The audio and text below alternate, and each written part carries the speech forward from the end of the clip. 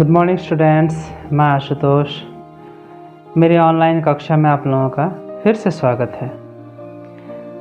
बच्चों, ये कैमरे में स्क्रीन पे आप कई चीज़ें लिखी हुई देख रहे होंगे और शायद आप सोच रहे होंगे कि मैं कोई स्टोरी, कोई कहानी सुनाने वाला हूँ। ऐसा नहीं है। दरअसल मैं कुछ प्रसंग सुनाने वाला हूँ, आपको बताने वाला हूँ। मान लो बच्चों, आप एक दुकानदार हैं, ठीक है। आप एक दुकानदार हैं, आपके यहाँ कई तरह के सामान रखे हुए हैं और आप उसको बेचते हैं। कुछ लोग आते हैं जो कैश दे करके जाते हैं, मतलब पैसा दे करके जाते हैं। कुछ लोग होते हैं जो कि पैसा नहीं देते हैं बल्कि वो उधार ले जाते हैं। होता है ना? हाँ, होता है। तो जो उधार ले गए और जो कैश पैसा दे करके ले गए, तो इस दोनों चीज़ को दिखाने के लिए दुकानदार क्या करता होगा? आपके मन में चल रहा होगा। वो कॉपी में लिखता होगा, एक तरफ नगद, एक तरफ उधार लिखता होगा ना। ये कर सकता है। कोई दूसरा तरीका हो सकता है क्या? याद आया? नहीं। दूसरा तरीका ये हो सकता है, देखो बच्चों, वो न तो नगद लिखे न तो उधार लिखे। वो क्या लिखे? सिर्फ लिखे हिसाब। सिर्फ ऊपर में लिख दे वो हिसाब। इसके बाद वो स्टार्ट करे, नाम लिख दे वो जो कैश दे करके ले जाए, वहाँ लिख दे वो प्लस का चिन्ह लिख दे, ठीक है। वो प्लस का चिन्ह दे। कितने रुपये का ले गया? 100 रुपये का। और फिर दूसरा आदमी आया दुकानदार के पास कुछ सामान लेने के लिए। वह 50 रुपये का उधार ले गया, ठीक है। 50 रुपये का तो हमने उसके बगल में माइनस कर दिया। मतलब ये कोई ले गया तो ये पैसा दे करके ले गया, हमारे पास आया, इकट्ठा जमा हो गया। क्योंकि जमा होना मतलब क्या होता है? बढ़ना, जोड़, योग, इसलिए उसको प्लस लिखा। और हमारे पास हम पाएंगे किसी के पास, है ना, तो ये उसको ऐसे करके हम लोग लिख सकते हैं, ठीक है। अब आगे चलते हैं दूसरा। आज तो हर घर में जितने सदस्य हैं, मैक्सिमम लोगों के घरों में जो है वो बचत खाता होता है। क्या आप लोग समझते हैं? खाता हिंदी में बैंक खाता को बोलते हैं। पासबुक में पैसा आता है तो चढ़ता है और जब हम निकालते हैं तो वो घट जाता है। तो वहाँ भी देखते होंगे बच्चों, जब हम उसको अप टू डेट करते हैं खाते को, मतलब प्रिंटर मशीन में डालते हैं या खुद करते हैं या फिर बैंक में देते हैं स्टाफ को करने के लिए, तो जब पैसा उसमें आता है तो उसमें प्लस चढ़ जाता है और जितना पैसा आता है वो लिखा जाता है। और जब पैसा हम लोग निकालते हैं तो उस जगह पर माइनस लिखा जाता है ना। और कभी कभी क्या होता है कि पैसा आया और हमने निकाला तो वहाँ फिर आ जाता है 0, होता है ना। हाँ, ठीक है। इसी तरह जो बच्चे 5वें 6ठे में पढ़ते होंगे उनका तो ज्योग्राफी आ जाता है 6th क्लास में, तो वो लोग पढ़ते होंगे कि जो माउंट एवरेस्ट है, दुनिया की, पूरी धरती की जो है सबसे ऊंची चोटी क्या है? माउंट एवरेस्ट, जिसको कि नेपाल में बोला जाता है सागर माथा, है ना, सागर माथा।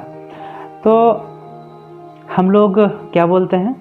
इस माउंट एवरेस्ट की ऊंचाई जो है 8,848 मीटर है ना। 8,848 मीटर ऊंचा है। इसका मतलब कहीं से न कहीं से उसकी ऊंचाई को मापा जाता है ना। तो उसको बोला जाता है समुद्र तल। क्या बोलते हैं? समुद्र तल, सी लेवल। समुद्र तल से उसकी ऊंचाई उतनी है। कहीं कहीं पे क्या होता होगा, हर जगह की ऊंचाई तो समुद्र तल से ऊपर नहीं होगी ना, कहीं कहीं नीचे होगी। तो जहाँ समुद्र तल से ऊंचाई नीचे होगी तो कैसे लिखेंगे आप? सोचो। जो समुद्र तल के बराबर होगा वहाँ 0 लिख सकते हैं, जो समुद्र तल से ऊपर होगा उसको प्लस करके लिख सकते हैं, और जो समुद्र तल से नीचे है उसको माइनस करके लिख सकते हैं। इसी तरह कई लोगों के घरों में फ्रीज होगा, रेफ्रिजरेटर, ठीक है ना। तो फ्रीज में आप जानते हैं कि हमारे शरीर का तापमान कितना है? 37 डिग्री सेल्सियस, 37 डिग्री सेल्सियस। लेकिन क्या आप जानते हैं बर्फ़ जो बनता है वो कितने डिग्री सेल्सियस पर? 0 डिग्री सेल्सियस पर। क्या उससे नीचे भी जा सकता है? हाँ जा सकता है। तो उसको कैसे लिखेंगे? सोचो जम्मू कश्मीर का तापमान क्या होगा? क्या वो 1 2 3 4 5 ऐसे करके कुछ होगा? या फिर सियाचिन ग्लेशियर वहाँ पे जो है, वहाँ पे हमारे सैनिक जो है रक्षा करते हैं हमारी, वहाँ पे डटे रहते हैं, वहाँ का तापमान तो बहुत नीचे होता है ना? तो वहाँ का तापमान जब हम चर्चा करेंगे तो कैसे लिखेंगे? कुछ 0 से ऊपर है, कुछ 0 से नीचे है, तो जो 0 से नीचे है उसको माइनस में लिखते हैं, जो 0 से ऊपर है उसको प्लस में लिखेंगे। मान लो एक रोबोट है, रोबोट के तो उस तरह पैर होते हैं नहीं कि दाएं जाएगा, बाएं जाएगा, ऊपर जाएगा, पीछे जाएगा, है ना, वो या फिर कोना में जाने लगेगा। उसका एक फिक्स रास्ता होता है, मतलब एक लाइन होती है, उसी पर वो आगे पीछे बाएं दाएं कहीं पे करेगा। तो मान लो इस तरह है, ठीक है, या तो वो यहाँ से आगे जाएगा या तो पीछे जाएगा, या तो यहाँ से दाएं जाएगा या तो बाएं जाएगा, मतलब इस जगह पे मेन पॉइंट है।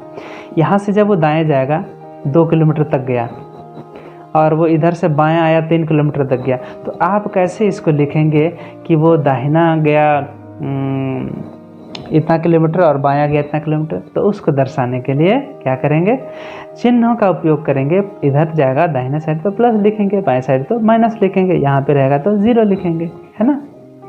इसी तरह होती है संख्या रेखा। ये संख्या रेखा वहाँ एक कहीं पे हमने ले लिया 0, मतलब यहाँ से इधर बढ़ेगा, यहाँ से इधर घटेगा।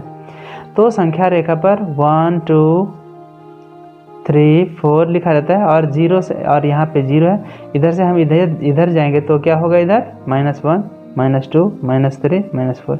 अच्छा यहाँ एक बात बताओ बच्चों, ये जो -4 बड़ा या फिर 0 बड़ा? कंफ्यूज हो गए? 0 बड़ा क्यों? -4 बड़ा या 2 बड़ा? 2 बड़ा क्यों? क्योंकि यहाँ परिमाण में तो मात्रा में आपको यहाँ ज़्यादा लग रहा है, लेकिन 0 यहाँ पे है। ये देखो 4 यहाँ था, 4 से घटा 3, 3 से घटा 2, 2 से घटा 1, 1 से घटा 0, 0 से घटा -1 यहाँ से, और घटते घटते ये घटता जा रहा है ना। तो इधर हम लोग इधर से जो इधर बढ़ेंगे तो मान बढ़ता जाता है, ठीक है। यहाँ जो माइनस और प्लस है ना, वो सिर्फ दिशा बताता है यहाँ पे, ओके ठीक। तो चलिए आगे बढ़ते हैं। अब है लूडो की गोटी। आप खेलते होंगे लूडो खेलते होंगे, उसमें गोटियाँ होती हैं, है ना। तो कभी कभी उसमें निकलता है 5-6, तो आपको जोड़ करके आगे बढ़ना पड़ता है, और कभी कभी ऐसा होता है कट करके आप वापस आ जाते हैं। कितने घर वापस आ जाते हैं तो उसको आप कैसे दर्शाएंगे? माइनस से। एक बंदर है, वो सीढ़ी पर चढ़ता जाता है, 5 सीढ़ी चढ़ा, 3 सीढ़ी उतर गया, फिर 2 सीढ़ी चढ़ा, फिर 1 सीढ़ी उतर गया। तो ये आप कैसे लिखेंगे कि इतना आगे बढ़ा, इतना पीछे बढ़ा? ये तो बहुत लंबा चौड़ा लिखना पड़ेगा। तो हम लोग लिखेंगे कैसे? स्टेप बाय स्टेप कैसे लिखेंगे कि पहली बार 3 सीढ़ी चढ़ा तो लिख देंगे +3, 2 सीढ़ी नीचे उतर गया तो लिख देंगे -2, फिर 5 सीढ़ी चढ़ गया तो लिखेंगे फिर +5, है ना, फिर 1 सीढ़ी पीछे आ गया, नीचे आ गया तो लिखेंगे -1, है ना। इसी तरह होता है बच्चों सांप सीढ़ी एक खेल होता है, उसमें भी क्या होता है, जोड़ करके हाँ हमारा कितना आया तो 6 आया, तो फिर जोड़ते हैं और वहाँ पहुँच जाते हैं, फिर गिर जाते हैं तो नीचे आ जाते हैं, तो वहाँ भी प्लस और माइनस का जो अंक होता है वो वहाँ पे होता है। इतना सारा बोलने के बाद, मतलब इतना रायता फैलाने के बाद, इतनी स्टोरी सुनाने का मकसद क्या था बच्चों?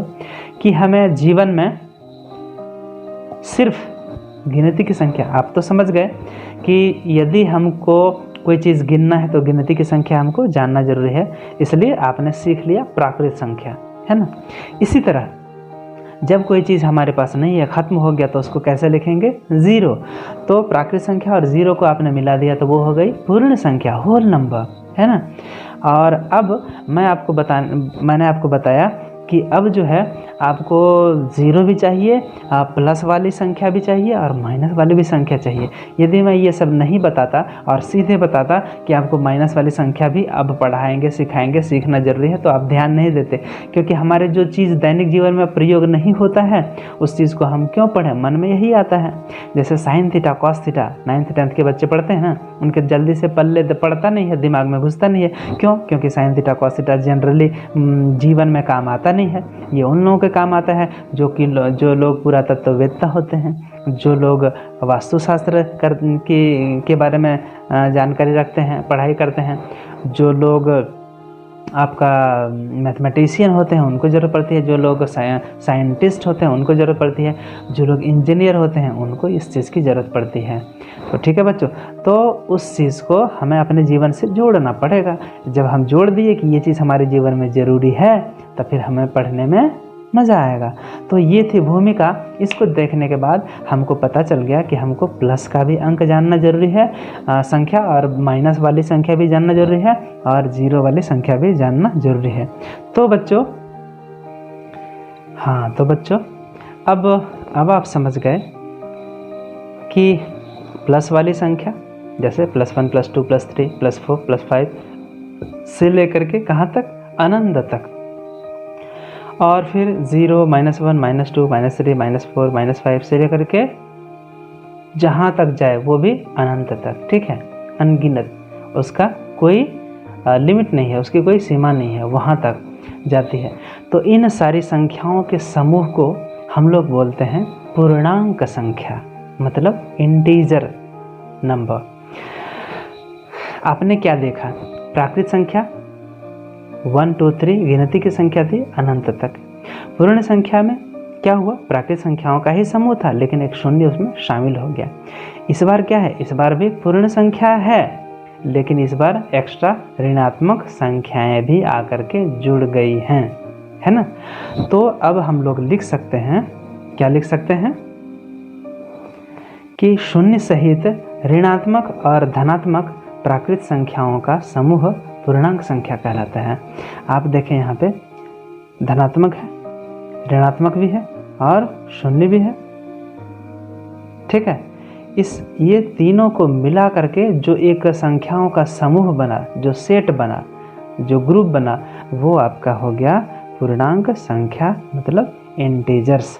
तो जब कोई अब पूछे या कहीं दिमाग में आप बैठा लें कि 0 भी है उसमें, और धनात्मक संख्याएं भी हैं, मतलब प्लस वाली, और ऋणात्मक संख्याएं भी हैं, माइनस वाली। इन तीनों के समूह को हम लोग बोलते हैं पूर्णांक संख्या। ठीक है बच्चों, मुझे उम्मीद है अब आप पूर्णांक संख्या समझ गए होंगे, इंटीजर नंबर। तो बच्चों आज के लिए बस इतना ही, मिलते हैं अगली कक्षा के अगले वीडियो में नई चीज़ के साथ। तब तक के लिए धन्यवाद।